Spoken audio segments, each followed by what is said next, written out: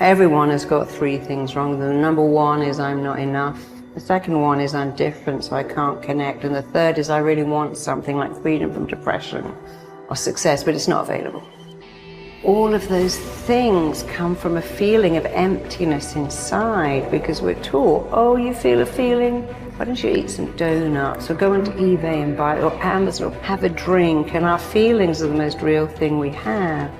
And we push them down and we find all this stuff to buy or eat or drink or take to keep us, like John Lennon said, comfortably numb. But then the feelings regroup and come back because they've always got a job to do. It ain't going nowhere. But if you go after the fight, if you approach the challenge, you have a much better chance of winning. This the fight of your life, baby. Are you hearing me? This the fight of your life. Since we cannot change the circumstances, but we can change ourselves. We can change what we do. Never forget, what comes easy won't last. And the things that last the longest never come easy. And that's the exact reason why the harder you work for something, the greater you feel when you achieve it. It is not going to be easy, my friend. It is not going to be a walk in the park where you can walk and smile all day. There are going to be some dark days. There are going to be some rainy days. There are going to be some sunny days. But at the end of the day, you are above ground and not under it. You have to decide. It's up to you to decide to be happy. It's that simple. It's not about if I had this thing, if I felt this way, if I was with this. There's no if. You are either happy and you decide to be happy right now and appreciate everything you have and have gratitude, or you don't. It's put up or shut up, survive in advance, win or go home. And that's why you spend all those hours grinding. That's why you spend all those hours pushing yourself to the limit. You spend all those hours running. That's why you spend all those hours sacrificing. You spend all those hours sweating. Every day I demand more from myself than anybody else could humanly expect. I'm not competing with somebody else. I'm competing with what I'm capable of. My number one competition is me. It's always you versus you.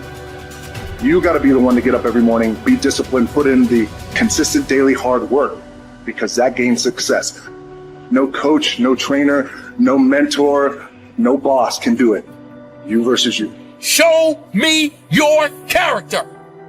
Remain disciplined. Stay strong. When it all seems hopeless, keep plugging away.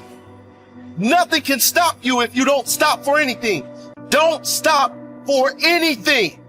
Never break your discipline.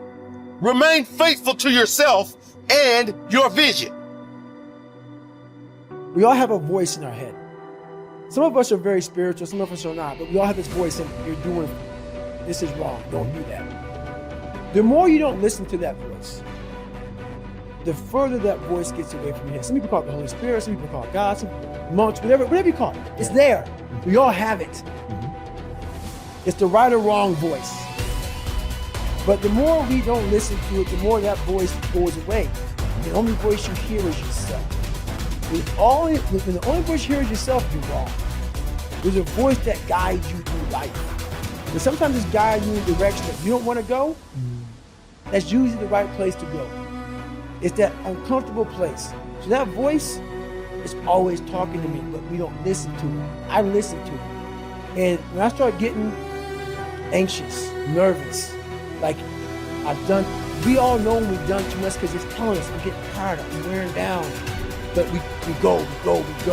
I start talking to my fiance, hey, I'm doing too much. We start now, like I did in Hell Week, like I do all the time, the 1 second decision. It's that decision when your mind starts to get so amped up. Whenever you can't hear yourself think, you gotta slow down. Whenever you're living off the schedule, every day's a schedule, you have no time for yourself. When you start, and we all know it, I don't have time for this anymore, I don't have time for that anymore. That's when your mind and your body are saying, think about it. I'm neglecting my fiance, I'm neglecting my disciplines of life, I'm neglecting my reading, my learning, my workouts, my diet. You start neglecting all of that. You neglect one of them, You can neglect all of them a long time. It's going to haunt you. When you start seeing that, my God, I haven't eaten tonight, I haven't been sleeping tonight, it can only be one of those things to take you off. So I'm very aware of my eating, my sleeping, my disciplines of life. I start to get too far away from them, it's a hard stop. Because what made me me are the not just disciplines, the self-disciplines of life. And those are always in front of you. If you haven't, they're always in front of you. So that's my hard stop. Look yourself in the mirror sometimes and go, you know why I'm not happy? It's because I didn't listen 10 years ago and I got in the wrong career. You know I'm not happy? Because I married the wrong damn person. It wasn't meant to happen. Yes, everything happens for a reason. You made a bad choice, but it didn't have to be that way. And the second you build up pain, and this, by the way, is not my opinion. If you talk to guys like Dr. David Buss, top 10 most cited psychologist in history, okay? He's one of my main mentors. He told me, I said, do adults change? Like, we do all this self-help videos and podcasts. I said, am I wasting my time? He goes, yeah, kind of. I said, why? He said, well, after 25, it's very hard to teach old dogs new tricks. By the way, that's why I've changed. Most of my stuff targets people 18 to 25. That's why I do Snapchat and all that, because there's hope for 18 to 25. Now, if you're over 25, before you get depressed, he told me, but I have good news for you, Ty. I said, what? He said, adults learn through massive trauma. So you will learn. You have to let in some trauma into your life. And that's rough, but no pain, no gain. Like if you are 100 pounds overweight and you want to be able to play basketball, here's my news for you. Everything happened for a reason. You got fat because you ate too much and you didn't exercise. So welcome to the gym. And the first year is going to be hell, but that pain, hopefully, will reprogram your brain that every time you want to eat that nasty thing, go, wait, I don't want to go through that pain. So I think one of the myths of society is we won't let pain in. We just excuse it all away. Like, no, that was meant to happen. Oh, you wasted 20 years of your life and married the wrong person in the wrong career? No, it was meant to happen. Where's the people who go, you f***ed up, dude. You wasted 20 years and you will never get it back. You better go in your room and cry. And the truth is, you only learn as an adult. Unfortunately, most people can only change through massive trauma.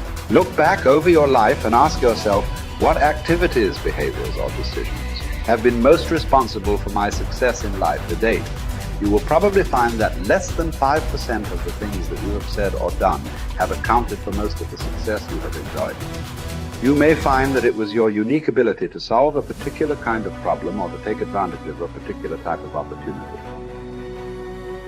You may find that your special talent was an interpersonal skill that enabled you to influence and persuade other people at a particular time and place.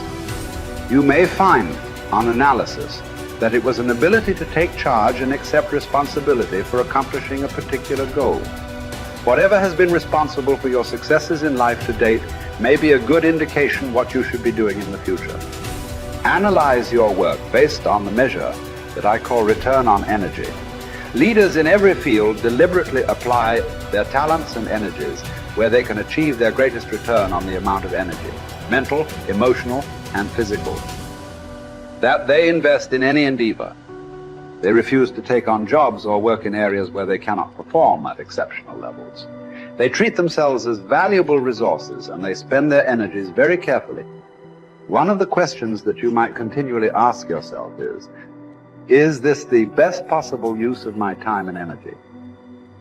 Is what you are doing right now the most valuable thing that you could be doing, given your particular combination of talents and abilities? Often answering this question will help you to see that there is a vast difference between what you are currently doing and what you should be doing if you want to be fulfilling more of your potential.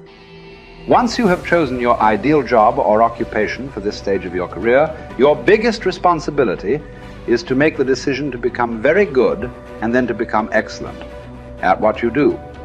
In a lengthy study on successful Americans, the Gallup organization discovered that expertise, or being recognized by your peers as one of the very best in your field, was one of the essential ingredients for success in American life.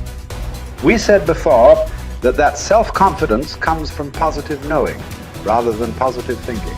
It is only when you know that you are outstanding in your chosen field that you really feel terrific about yourself, and that you enjoy high levels of self-confidence. Men and women who are good at what they do and who know that they are good at what they do are very different from those who are only average. They walk and talk and dress and behave differently. They have an attitude of assurance and certainty about themselves that causes them to stand out in any group. They have a deep down sense of self-worth and self-confidence that is evident to everyone around them. The quality of a person's life is in direct proportion to their commitment to excellence, no matter what their chosen field.